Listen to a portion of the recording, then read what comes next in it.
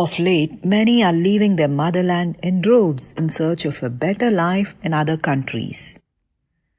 One common trait among these people is that they are high risk takers because they are willing to give up everything they already have in the yearning for a better life abroad.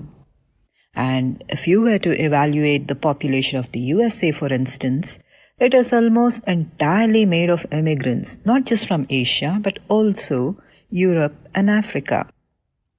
Now, I came across an interesting observation in a book that I read recently. When you put so many risk takers in one country together, it increases the chances of bipolar disorder in the entire population. Now, 4.5% of the US population has bipolar disorder, which is double that of the global average.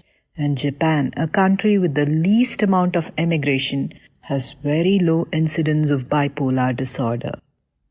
Now, when these risk takers come together, they experiment and dabble with a lot of things, which no doubt leads to technological advancement and the country becomes richer and wealthier. However, because they are so risk-loving, they are almost non-committal, which means they cannot commit to anything in specific and are constantly yearning for change and more, which reflects in their relationships. It also reflects in the population becoming highly depressed because they don't stick to one thing. All seems well except that there is one important key area that is missing in this scenario, which is what causes this outcome: the recognition of God's presence.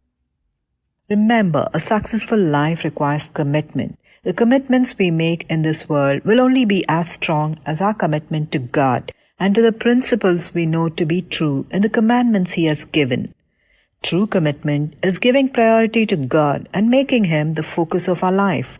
Taking risk and moving forward by seeking God in our lives gives us hope and eternal peace. The Bible says, "Commit your way to the Lord, trust in Him, and He will act."